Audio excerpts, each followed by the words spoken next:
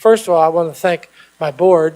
J.C. Boggs with King and Spalding hosted our reception last night at their beautiful headquarters. They're in offices in 22 countries around the world and serve governments and with counseling and guidance on public policy matters. But remarkable organization, but he's been a very, very faithful friend. JC, where are you? Somewhere in the room, I'm sure. Just want to say special thanks to you. As well, we have Ambassador Carla Sands is with us. John is back there visiting with her.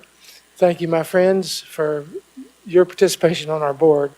On a particular note, I want to thank those who have sponsored this meeting, the Diane Davis Spencer Foundation, the Crypto Council for Innovation, Quantinium, also Circle, and the Alexandria Law Firm. They supported us to enable many members to be able to come, as well as the cost relative to this meeting. We're a nonprofit 501c3 organization, a true nonprofit. Nobody makes any money off this effort, but we're here to serve you.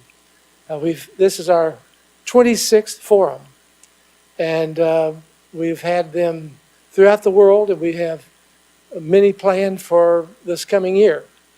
We're in discussions now with New Delhi and Botswana and other countries that we want to be in every continent this next year as we seek to be each year.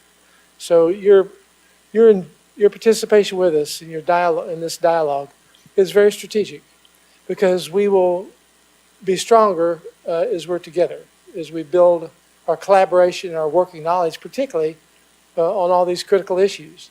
And to that end, I thank the many experts who have joined us. They come at their own expense.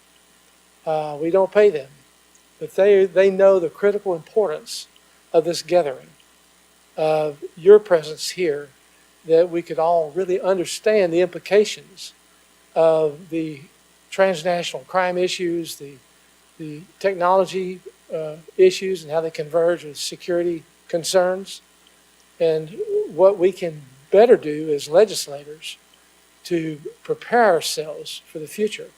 The impact of quantum computing is going to be extraordinary. Artificial intelligence, extraordinary. And of course, the same with digital currencies and so many other issues that we will address through the experts who've come. They've come from industry, from government, from think tanks.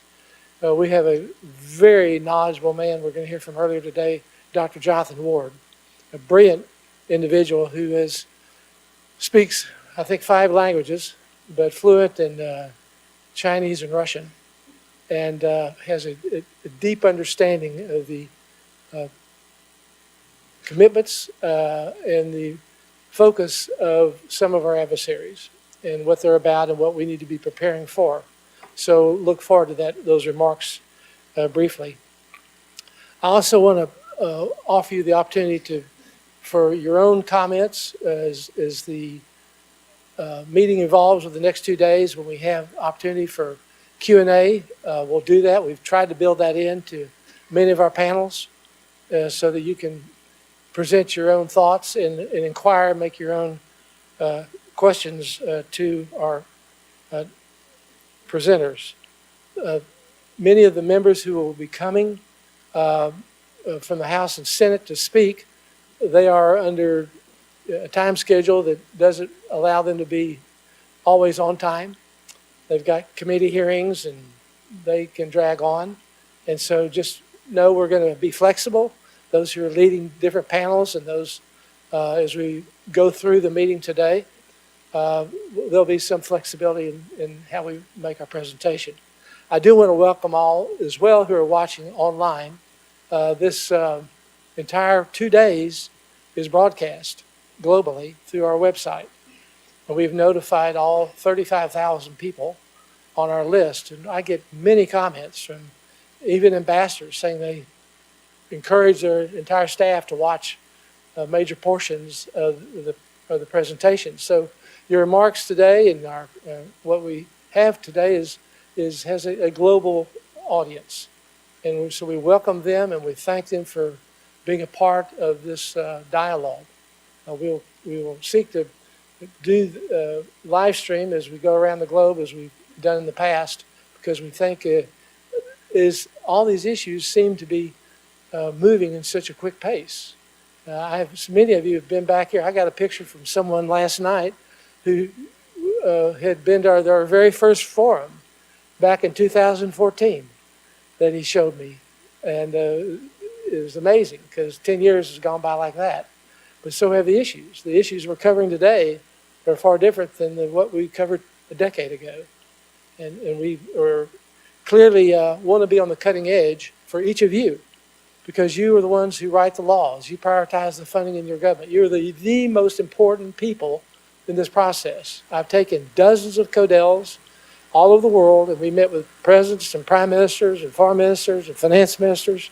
But at the end of the day, the most important people in the room are those legislators, those parliamentarians, because you are the ones who make the difference in terms of the laws of your own country. And you are the ones that we want to build a stronger working relationship and stronger collaboration. That's why we've got 4 U.S. senators coming today, because they value you, and 4 members of the House. You are incredibly important to our country, and very important to all of us in the world who seek to bring and establish freedom for all people. So that's the nature of our meeting for the next 2 days. If you have any comments, questions now, I'd be glad to respond to any thoughts that you've got. I would like to make a special welcome to Bob Fu. Bob is leading our efforts to have a forum in the future in Taiwan. He's a remarkable man. He's head of China Aid. Dr. Fu, thank you for being with us today. We recently had Speaker Yo here, and they're going through now new elections in Taiwan. But there's so many parts of the world where we can join with them and help build a more secure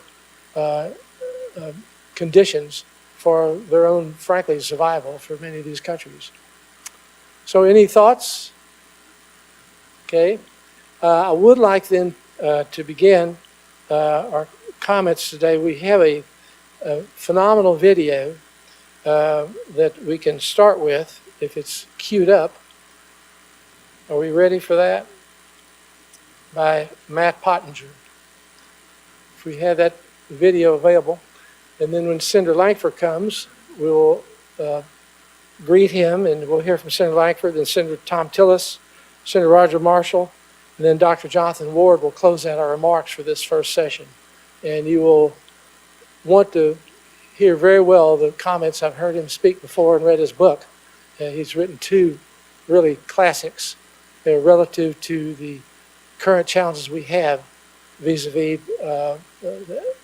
the China and the transitions that are taking place in that country over the last decade. So are we ready for that? Okay.